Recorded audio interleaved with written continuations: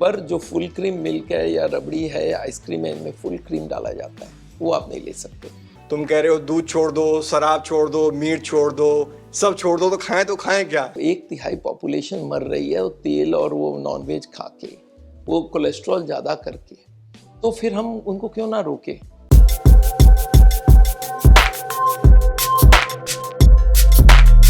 चीज जुड़ा हुआ सवाल सर, जैसे खाने पीने की बात चल रही है, टू दी पॉइंट 5 चीजें जो हमें तुरंत छोड़ देनी चाहिए अगर हमें अपने हार्ट को हेल्थी रखना है तो।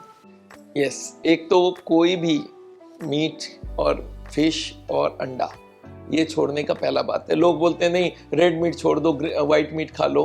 हम लोग बोलते हैं ना, अगर हेल्दी रखना है तो फिर सबको एक साथ ही ब्लॉक चलो, बिकॉज कोलेस्ट्रॉल सिर्फ एनिमल फूड में मिलता है। तेल की कंपनी तेल में लिख देता है ट्राइग्लिसराइड होता है, लिखता है कोलेस्ट्रॉल फ्री, उसमें कोलेस्ट्रॉल नहीं है पर ट्राइग्लिसराइड है। दोनों अलग अलग चीजें हैं। Cholesterol only found in animal food. Animal food में क्या है? दूध है। दूध से जितने बने हुए चीजें, उनमें देखना है दूध में कितना फैट ज़्यादा है। दूध को रबड़ी बना दो तो फैट ज़्यादा हो जाता है, दूध की छाछ बना दो तो फैट खत्म हो जाता है। तो छाछ ले लो, दूध का लेना है तो दूध में स्किम कर लो उसको, उसका फैट निकालो तो दूध ले लो। पर जो फुल क्रीम मिल्क है या रबड़ी है या आइसक्रीम है, इनमें फुल क्रीम डाला जाता है, वो आप नहीं ले सकते। और उधर नॉनवेज नहीं ले सकते। तीसरा हो गया ट्राइग्लिसराइड, जो कि तेल है, वो नहीं ले सकते। अच्छा, तेल जिससे बनता है सीड्स एंड नट्स, मैंने देखा बहुत सारे लोग तेल छोड़ देते हैं, बोलते हैं मैं सीड्स एंड नट्स खा रहा हूँ। अरे उसमें भी तो तेल ही है। आज आप कार्ड से पेमेंट करते हो, कैश की जगह तो पैसा नहीं लगता है क्या? लगता तो यही है, पर लोगों को कैश नहीं दिया, चेक से दे दिया, कैश से दे दिया और कार्ड से दे दिया। बट अल्टीमेटली एक आदमी को मैंने मूंगफली का तेल एक बूंद भी नहीं दिया, मूंगफली खिला रहा हूँ। लॉजिक की बीट हो गई। तो फिर तेल भी नहीं जानी चाहिए। तेल जमना अगर आप देखना चाहते हो कि किचन में घुस जाओ और जाके देखो, वहाँ पे जहाँ गैस का चूल्हा रखा है उसके बगल वाले दीवार में हाथ लगाओ, चिप चिप कर रहा है सारा। और एक जगह छोड़ दीजिए 1 इंच बाय 2 इंच का, इसको साफ नहीं करना, बाकी साफ करना। 2 दिन बाद 4 दिन बाद उसका डिफरेंस दिखने लग जाएगा। वही तेल अंदर जम रहा है और हम उसको ही खा रहे हैं। अच्छा, पहले के ज़माने में हम मेहनत करके उसको पचा भी जाते थे, अब मेहनत भी नहीं है तो वो तेल जमता जा रहा है। हार्ट की बीमारी क्यों बढ़ रही है? लाइफस्टाइल, खाने में एक्सरसाइज, खाने में तेल ज़्यादा खाने लग गए, एनर्जी ज़्यादा जा रहा है अंदर, और उधर उसको खर्चा नहीं कर रहे हैं, वो फैट हो के जमते जा रहा है अपने अंदर। सर यही समस्या है कि जब, जैसा आप कह रहे हैं, ऐसे ही जब हम अपने गांव कस्बों में या लोगों को समझाते हैं तो कहते हैं कि तुम कह रहे हो दूध छोड़ दो, शराब छोड़ दो, मीट छोड़ दो, सब छोड़ दो, तो खाएं क्या? सब छोड़ देंगे तो। मैं उल्टा चलता हूँ, मैं बोलता क्या क्या खाना, मैं 1000 आइटम देता हूँ। मेरे को आदमी बोलता है सर एक बात बताओ, आप क्या क्या सब्जी खाऊं? मैं बोला बाजार में जितने नाम है सबका लिख लो और सब में टिक कर लो, मेरे तरफ से सब फ्री है। नहीं नहीं सर आप 2 दे दो। अरे 2 क्यों दूं यार, मैं सब देने तैयार हूँ।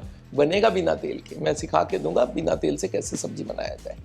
बोलता है सर वो क्या खाऊं, ब्रेकफास्ट में क्या खाऊं? मैं बोला चलो बताता हूँ, 100 आइटम का नाम देता हूँ। बोला क्या क्या?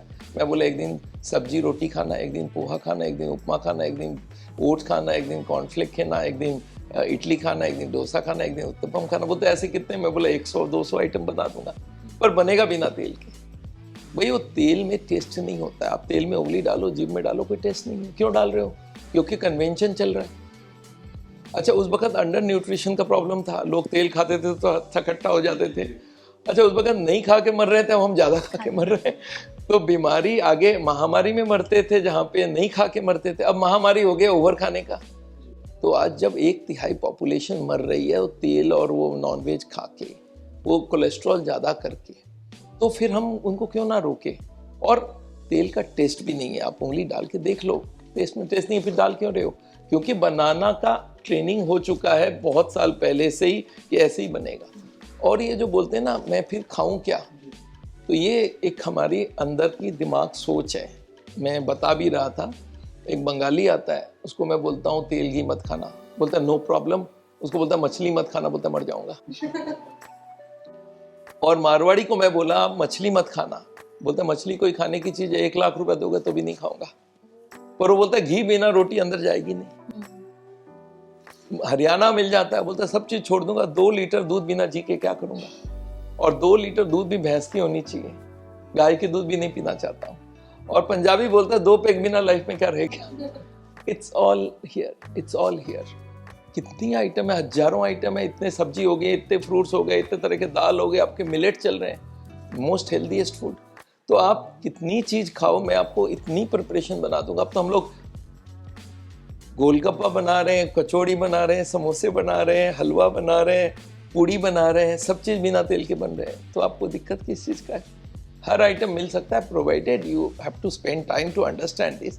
तो हर चीज पॉसिबल है। मेरे को लगता है हार्ट की बीमारी तो हमें खाली ट्रेनिंग देते ही आधे खत्म, हॉस्पिटल की जरूरत ही नहीं है हमें, हार्ट के हॉस्पिटल की जरूरत नहीं होगी अगर हर आदमी तक हम लोग करेक्ट इंफॉर्मेशन करेक्ट तरीके से देते। सर भी वैसे राजस्थान से है, वहाँ भी कोई खाना बिना तेल या घी के एकदम बनता है? हमारे वहाँ खाने में इतनी मोटी तेल की चाहिए? हाँ। देखिए, एजुकेशन से चेंज होता है, चेंज होता है। मैं आपको समझा दूं, आज से बहुत साल पहले कहीं शादी में जाते थे ना, 10-15 रसगुल्ले ले लेते थे, गुलाब जामुन ले लेते थे। अब एक के बाद दूसरा मांगता है ना, तो जो पुरस्कारी करता है वो पूछता है और एक दे दूं क्या? आपने ठीक बोला कि दूसरी दूं आपको। क्यों? Because the awareness has already come. ऐसा नहीं कि आम आदमी में अवेयरनेस नहीं है। फैट देखते ही आज के यंग जनरेशन बोलता ना ये तो नहीं खाऊंगा मैं, मर रहे। हर दिन आप देखोगे ये मर गया, वो मर गया, वो मर गया, सब इसी से हो रहा है। सर, एजुकेशन बहुत ज़रूरी है, इसको लेके अवेयरनेस ज़रूरी है, लेकिन बेसिक चीज़ जिन्हें नहीं पता है कुछ भी, उनको हम रील के माध्यम से किसी और माध्यम से दिखाना चाहें, अर्ली साइन क्या होते हैं हार्ट प्रॉब्लम के? देखिए, मैं आपको थोड़ा सा डिटेल में समझा दूं। हार्ट की प्रॉब्लम में हमें अभी जो बोल रहा हूं उसको हमारे मेडिकल भाषा में बोलते हैं ASCVD। AS का मतलब एथेरोस्क्लेरोटिक कार्डियोवास्कुलर डिजीज। ये जो मैं बोल रहा था 100 हार्ट के मरीज हैं, उनमें से 98.5 ये है ASCVD। इसका मेडिकल फॉर्म है ASCVD, एथेरोस्क्लेरोसिस, फैट जम जाना ट्यूब के अंदर। इसमें होता क्या, हार्ट पूरे बॉडी को ब्लड भेजता है, खुद के लिए 3 ट्यूब लेता है, उनके अंदर चर्बी जम जाती है और वो चर्बी की मात्रा बढ़ते रहती है। तो पहले 10% ब्लॉक हुआ, फिर 20 हो गया, 30 हो गया, 40 हो गया, 100 में से 70 ब्लॉक तक कोई सिम्टम्स नहीं होने, और चाहे उसमें 30-40 साल लग जाए। ब्लॉकेज मान लेते हैं 20 साल में शुरू हुआ, 50 साल में बोलता मैं दौड़ सकता हूँ। इसका मतलब कि हार्ट की बीमारी जीरो है? No, it can still happen. 70% blockage में हैव हैपेंड। तो 70% ब्लॉकेज तक पत्ता भी नहीं चलना, कोई तकलीफ भी नहीं होगी। क्यों नहीं होगी? क्योंकि 30 हमारे लिए बहुत है। हमारे हार्ट की जरूरत के लिए 30 की जरूरत है। कब? हर वक्त जरूरत नहीं है, 10 जरूरत है बैठे बैठे। चलते वक्त 20, दौड़ते वक्त 30। तो दौड़ने का काम भी नहीं है। तो 20 खुला हो मतलब 80 ब्लॉक हो, तब आदमी बोलता है मैं 1 घंटा वॉक करता हूँ, और नेक्स्ट डे पता चला उसके 80% ब्लॉक। तो सिम्टम हार्ट की बीमारी की एक जो मेजर प्रॉब्लम है कि till 80 block for years together you will never know. आप में से हम बोलते हैं कोई भी आदमी को पकड़ो, 40 साल का ले जाके एंजियोग्राफी करोगे, आजकल नई आ गई है CT एंजियोग्राफी, आपको ऊपर से स्कैन करके 1 सेकेंड में दे देगा कितनी ब्लॉकेज है। तो we can know the blockage in advance. वो सिम्टम्स आने के बाद तो 80 हो गया। जिस दिन आपने बोला मुझे छाती में दर्द हो रहा है तो 80 इज क्रॉस्ड। तो आप ये समझिए, हार्ट की बीमारी सालों साल तक अंदर ही अंदर पलता रहता है और पता नहीं चलने देता है कि मैं आ रहा हूँ तुम्हारे पास। तो नॉर्मली जब हम टेस्ट करवाते हैं कोई भी ट्राइग्लिसराइड, कोलेस्ट्रॉल वगैरह, वो बता रहा है कि ब्लॉकेजिंग बढ़ रहा होगा या रुका हुआ है। ये कितना अंदर ब्लॉक है वो नहीं बता रहा। हाँ, जिस दिन हार्ट का पेशेंट बोले सर मैं ना दौड़ता हूँ ना, मुझे छाती में दर्द होता है, सांस फूलता है, तो समझ जाइए उसकी 70 क्रॉस हो चुकी है। बोलता मैं चलता हूँ, सीढ़ियाँ चढ़ता हूँ, तब मुझे सांस होता है, छाती में दर्द, तो 80 क्रॉस हो चुकी है।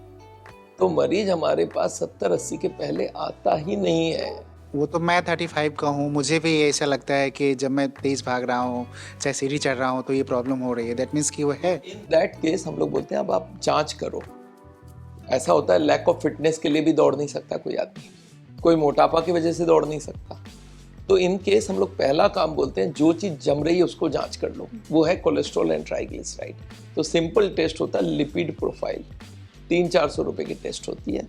उससे हमें ये पता चल जाएगा कि आपके खून में कोलेस्ट्रॉल और ट्राइग्लिसराइड बढ़ा हुआ है कि नहीं।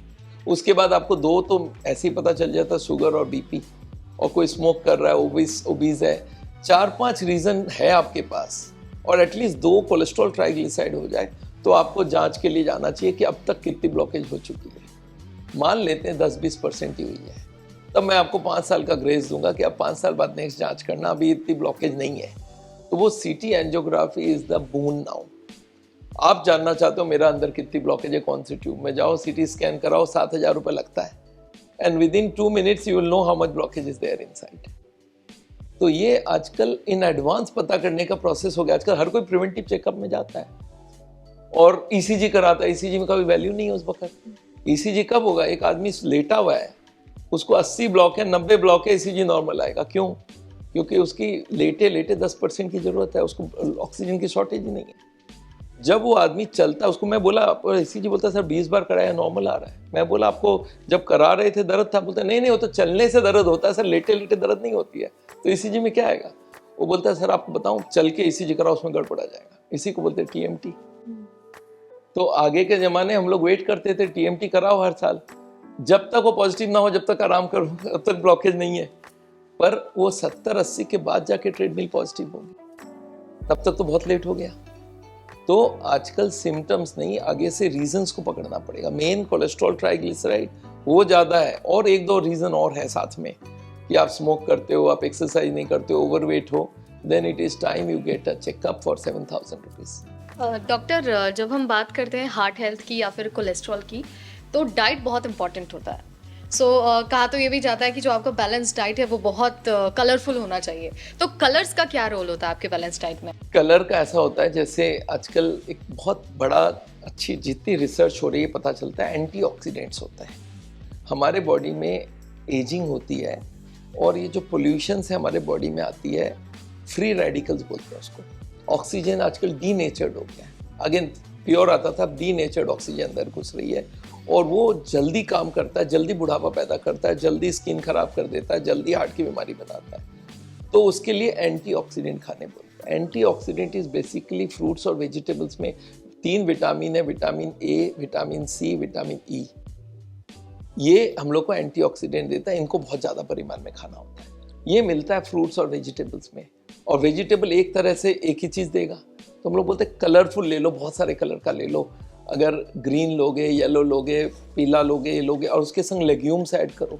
लेग्यूम्स हो गया दालें, तो दाल से मिल जाता है प्रोटीन, और इससे मिलता है एंटीऑक्सीडेंट्स। तो फ्रूट्स से बहुत सारे कलरफुल फ्रूट्स होते हैं, तो जितना कलर होगा उतना तरह तरह की चीज़ आपके अंदर जा रही है, और वो अच्छी चीज़ें जा रहे हैं। तो fruits and veggies with different colors are definitely much more healthier than anything else.